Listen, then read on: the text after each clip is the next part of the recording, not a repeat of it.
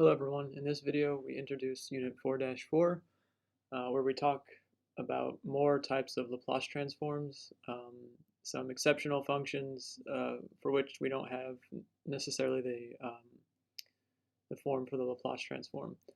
And as you saw in the previous units, you had to do a little bit of manipulating in order to find a proper Laplace inverse. So we're going to be doing a little bit more of that, but with slightly more involved problems. And so in the last unit, you noticed we had like a y of s that had 3 different linear factors in the denominator. That was still pretty easy to work with. All you had to do was just a partial fraction decomposition. What we're going to be dealing with today is repeated linear factors and also irreducible quadratic factors. And so the next page kind of summarizes the 3 big types of problems that you'll see when you're finding, or when you'd like to manipulate a function so that you can find its Laplace inverse. The first of which is one we've already pretty well seen. Just when you have distinct factors, you just do a normal partial fraction decomposition that you learned in Calc 2. The same goes for when you have repeated linear factors. We did something like this in Calc 2 as well, where for every repeated factor you start with that factor with a 1 degree lower polynomial on top. So since these are degree 1 linear factors, you would start with just a constant divided by that repeated factor, and then you just count down until you get to a constant divided by that factor itself. And then here we have irreducible quadratic factors. We've already seen some that are of the form like s squared plus a squared or something like that. So an example would be like, s squared plus 4. We've already seen something like that even in this class, but also in Calc 2. And we know how to work with something like that. But now let's suppose you look here and you see this does not factor at all. Go ahead, try. It's not going to work. And so what we have to do to get it to look something like this is to use what's known as completing the square. So if you're a little rusty on that, don't worry.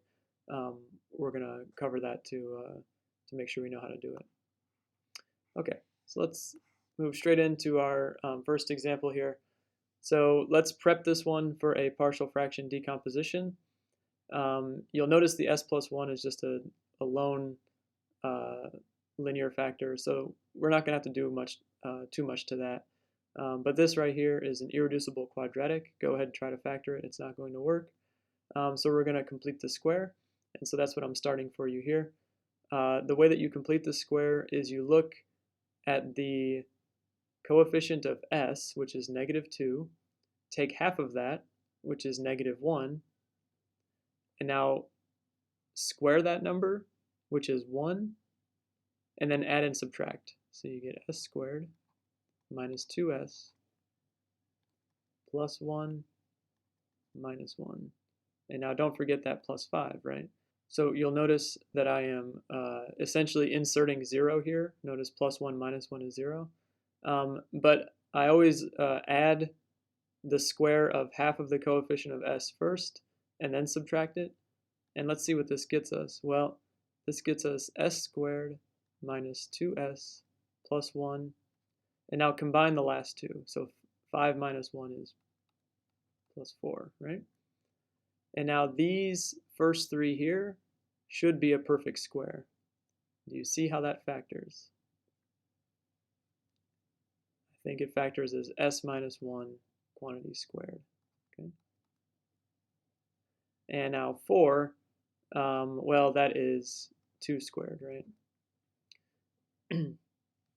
Okay, so if we want to set this up now for a partial fraction decomposition, we have this irreducible quadratic factor on the bottom, which will be s minus 1 squared plus 2 squared, if you like.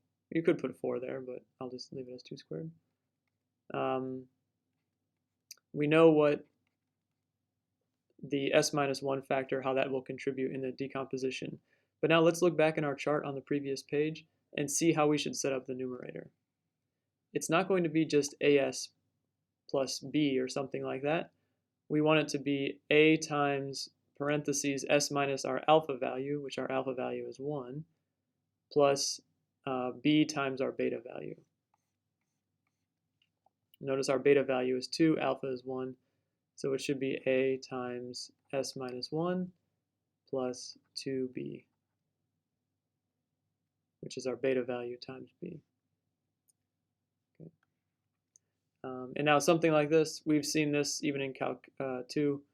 The way we'd set this up for a partial fraction decomposition is A over S minus 1 squared plus B over S minus 1. Notice we're counting down until we get to just that factor to the first power.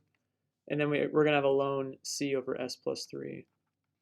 So let's proceed with finding the inverse Laplace transform of, if we call this capital Y of S here, what we just did.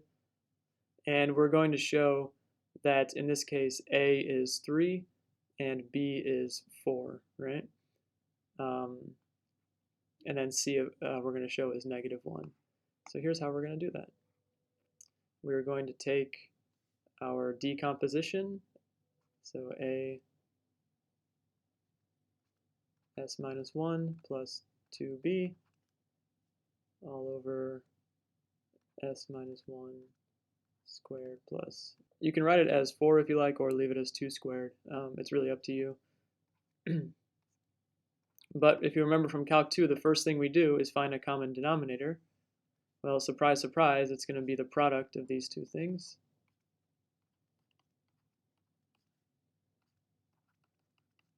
And it looks like A S minus 1 plus 2B is going to get multiplied by the S plus 1. And the C is going to get multiplied by the S minus 1 squared plus 4.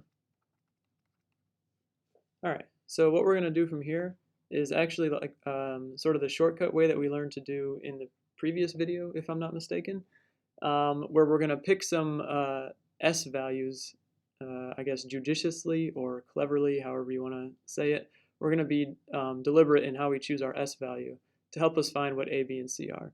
Of course, you could expand everything out and equate coefficients with the 2s squared plus 10s, but what we know is that the numerator of y of s here is going to equal this numerator here. So let's go ahead and jot that down.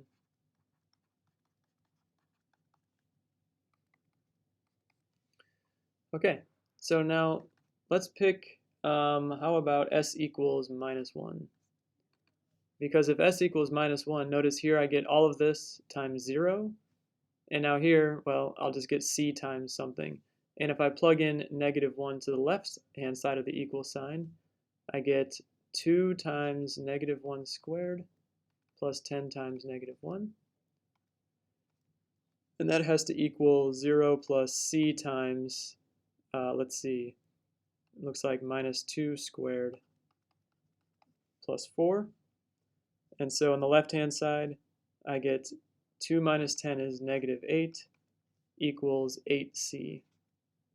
Notice I get c times 4 plus 4, which is 8c. And so c must be -1. Okay, so let's go ahead and put a box around that one. All right, let's now try s equals, how about 1? Well, when s is equal to 1, on the left-hand side I get 2 plus 10, so I'm just going to say 12, right? And on the right-hand side, well, with s equal to 1, this term vanishes, so I get 2b times 1 plus 1 is 2, plus c, which I know is -1, times, and now s is 1 again, so I get 0 plus 4. And so I get 12 equals 4b minus 4, which says 4b equals 16, which says b has to be 4. Okay, so we'll go ahead and put a box around this one. And now we need to solve for the last undetermined coefficient here, which is a. So how about we try, well, we've already exhausted, like 1 knocks out these two parts, -1 knocks out this part. So if you run out of like options, just try like 0. That's usually a good choice. It should make your life not terribly difficult. Okay, so what we get if we plug in 0, on the left-hand side, we just get 0. And on the right-hand side, we are going to get a times -1 plus 2 times b, which is 4, all in parentheses, times 0 plus 1, which is 1, plus c, which is -1, times 0 minus 1 squared plus 4. And this simplifies to 0 equals, well, we get minus a plus 8, all times 1, and then minus 1 squared is 1, plus 4 is 5, so minus 5. And so you see that a is going to be 3.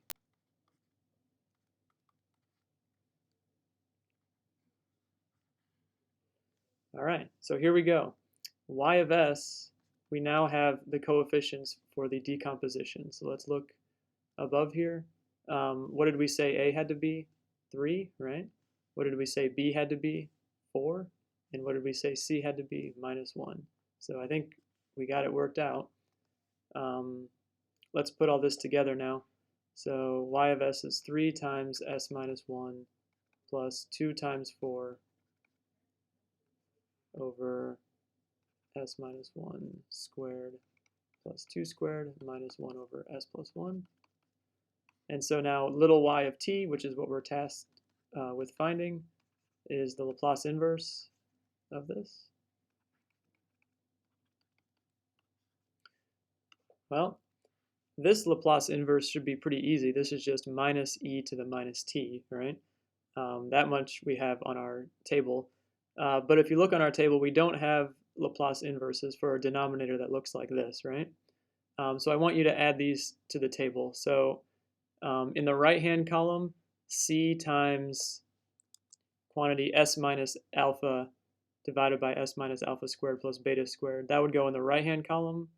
And now in the left-hand column, so you're kind of working backwards, you would get c e to the alpha t cos beta t. So it kind of looks like the cosine one, it's just there's this extra factor of e to the alpha t.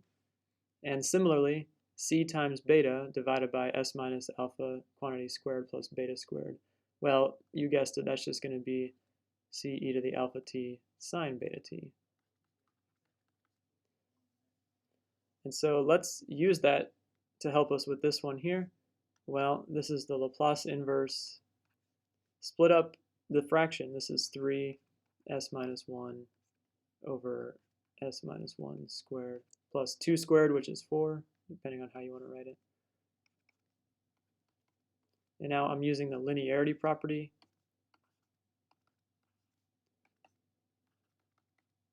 of the Laplace transform to break this up into 3 Laplace transforms. Notice here, I took this fraction and I split it up according to the numerator. You can't split it up according to the plus sign in the denominator. That's not how fractions work. But plus signs in the numerator you can split up. Now this one here, well, let's just see. It looks like alpha is 1, beta is 2. So now you see why I left it as 2 squared. And c is 3, so you get 3e to the 1 times t cos beta, which is 2t. Now here, our beta value is 2, remember? So 4 is playing the role of c here. So I get 4e to the t sine 2t. And then, like I said, this one we've seen before. That one's already on your table. Okay, in the next video, we'll pick up on the next page.